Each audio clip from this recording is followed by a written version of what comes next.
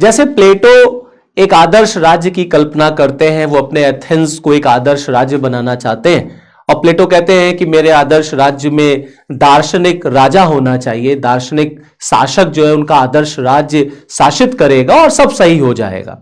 उसी तरह से प्लेटो के जो शिष्य थे महान दार्शनिक एरिस्टोटल, उनका भी अपना एक आदर्श राज्य था। यह कहा जाता है कि एरिस्टोटल का जो बेस्ट स्टेट था वो प्लेटो का सेकंड बेस्ट था। मतलब जहां प्लेटो एक आदर्श राज्य की जब बात करते हैं तो कहते हैं दार्शनिक राजा होगा, वहीं एरिस्टोटल का जो आदर्श राज्य है वो दार्शनिक राजा के द्वारा नहीं बल्कि रूल ऑफ लॉ, विधि के शासन द्वारा चलेगा। क्योंकि एरिस्टोटल कहते हैं कि जो दार्शनिक राजा है वो भी एक इंसान होगा और इंसान अपनी मजबूरियों से घिरा होता है, इंसान की भी अपनी एक कमजोरी होती है और इंसानों को भी आप भ्रष्ट कर सकते हैं, इंसान को भी आप करप्ट कर सकते हैं, फिर चाहे वो दार्शनिक राजा ही क्यों ना हो।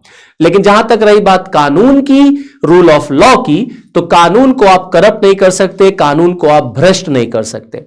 जहां प्लेटो शुरुआत में तो दार्शनिक राजा की बात करते हैं, लेकिन बाद में आते आते वो भी अपने शिष्य एरिस्टोटल की तरह मान लेते हैं कि उनके आदर्श राज्य में कुछ कमियां थीं, इसीलिए बाद में प्लेटो भी रूल ऑफ लॉ को मानने लग जाते हैं।